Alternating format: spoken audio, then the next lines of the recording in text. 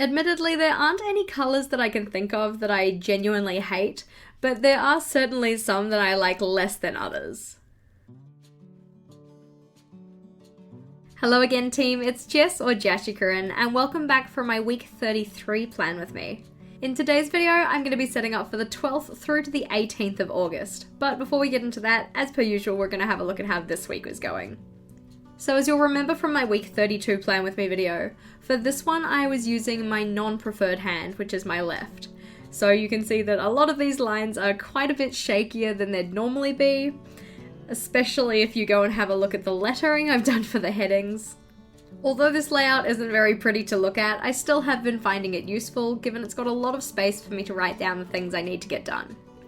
As the intro might have suggested, for today's challenge, I have been tasked with using colours I hate. Before we turn over and have a look at that though, I just wanted to show you guys something exciting that came in the mail. 100% jumping on the bandwagon here, but recently I ordered myself the 6-month undated version of the power sheets. So far all I've done is have a little flip through and look at the pages. I haven't actually put pen to paper yet. But if you guys were interested, I'm probably going to make one of my upcoming Sunday videos about doing the pre-planning and goal setting in this one. Back to setting up for next week though. Before today's video, I did go and swatch some of the colours that I was considering for the setup. All in all, most colours I do quite like, but I do have a preference for more saturated and brighter colours.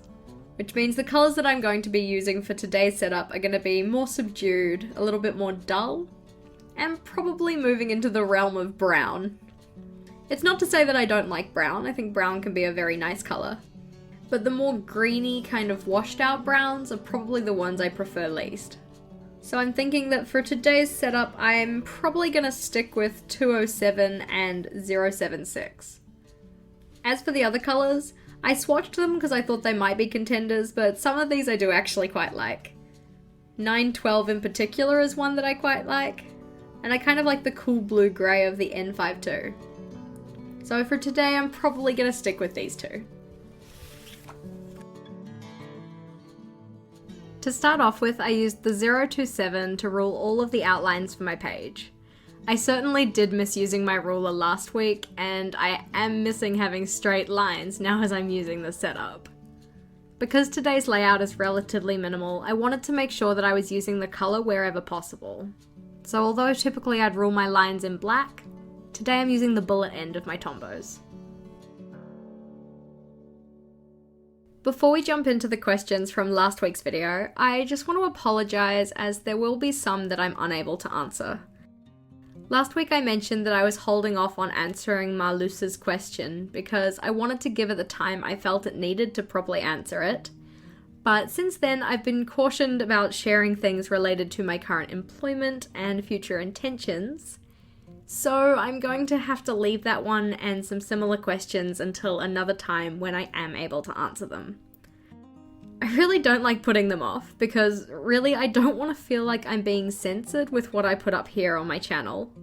Within reason, of course. But I also don't want to get in trouble. So really sorry team, I will get back to those as soon as I'm able, but sadly it won't be today. Sorry.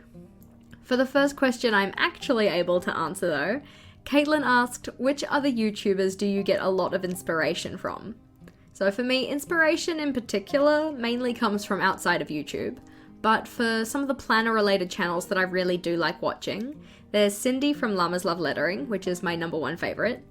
We also have Miss McKenna's Life Leverage, Erin Floto Designs, and Planning with Kay.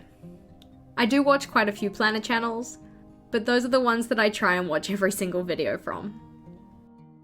After doing the ruled lines for the spread, I then went in with the 076 Tombow to highlight the places I was putting titles in.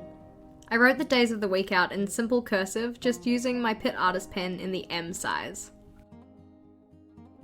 Daphne asked, do you have any advice for someone on figuring out what they want to do as a career?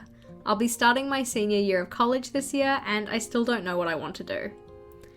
Well, given my current state, I'm probably not the best person to ask, but my recommendation would be that if your college has a careers advisor, certainly go and talk to them. In general though, having a think about what areas interest you or areas you might be passionate about, that can be a pretty good way to start narrowing it down. If any of you watching have more or better advice for Daphne though, please leave it in the comments so we can check it out. As a side note, I do know that the average amount of times that people change careers in their life is increasing, so it's nice to know that you're never really stuck following one path.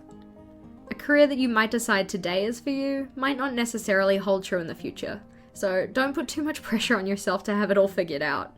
I mean, most of us don't. Taryn asked, what is something fun you did on your last vacation home? So my last trip home was in mid-July, and one thing in particular that we did was my mum's friend and I went to a dumpling making class. Technically speaking, I do already know how to make dumplings, but I'd never actually made the dough before, so that was pretty cool to do. And one thing in particular that I took away from the class was how to do different types of dumpling folds, especially the gyoza fold. When I fold my dumplings, they kind of just looked like a sideways squashed concertina. I think that's a good way to describe them. So it was interesting to get to try a couple of different ones. One of the best things about the class was that after you'd made them, you then got to cook them and eat them, so that was cool too. In terms of the spread here, I'm just going in at the moment and writing down the events that I know I have coming up next week. Because on Tuesday our senior exams start, I know that for most of next week I'm going to have a lot of extra time that hopefully I get to use to be really productive, which is why I've left myself so much space for running to-do lists. Our last questions come from Purani, who asked, what are some of your least favourite art supplies, and also have you tried out the zebra mild liners? Well, first of all, Purani, never feel like you have to apologise for asking too many questions. I love receiving questions from you and from everybody else, so please do keep them coming. In terms of least favourite art supplies though, it's kind of tricky because usually when I find an art supply I don't like, I kind of just try to shut it out of my mind. Something in particular though that I don't like are pastels, like the wax pastels. I don't like the waxy feel to them, they make my fingers feel really gross. Similarly, I don't like chalk, but I do find that you can get some really pretty effects using chalk on paper. I'm not really that good with stamping because I can never get the stamps to actually put down an even layer of ink, but most other things I've tried I do enjoy using. In terms of the zebra mild liners, those are one of the first supplies I bought when I first got into bullet journaling, because pretty much it seemed that everybody in the community had them, so of course I needed to have them. I can't say that I actually use them that much anymore. I find the thing with highlighters is that because they do that kind of ink dump at the end of a stroke, I was finding I was getting some bleeding in my journals, so I stopped using them. It'd be hard to say if they're worth it though, because I know that some people really do love the mild liners, but they're just not a tool that I like to use very often. You can get some pretty good dupes though, like the milk liners, which have fairly similar colours, but they don't have quite as wide a range. They are cheaper though. Talking about milk liners as well, they are going to be featured in my giveaway that I'll hopefully be posting on Instagram this weekend. A little bit of a shameless self-promo, but of course, if you wanted to enter that giveaway, do make sure to go over and follow me on Instagram. Alrighty team, so you can see I have a space at the top here for the events for each day of the week, and then these two large spaces here are for my running to-do lists. The way these ones work is that I can put a dot underneath the initial for the day of the week I want to get the task done, and then on the day that I actually get that task done, I put a cross underneath that corresponding day. So for example, if I had a task that I wanted to get done on Monday, I'd put a dot under Monday and write out the task. And then if I started it on Monday, I could give it a partial cross, and let's just say I finished it on Thursday, so I could cross it off for Thursday. The dot that I put here, I just use to see which tasks I have that are open, so once it's completed, I can cross it off here as well. It just gives me one column of dots to look at, rather than having to scan across each day of the week for all of the tasks. A relatively simple layout for next week, but I think that's exactly what I'm going to need. With the seniors starting their exams on Tuesday, I'm going to have a lot of extra time to get things done, and I'm really hoping I get to make the most of it. As always, thank you for watching, and if you liked today's video, please do give it a big thumbs up.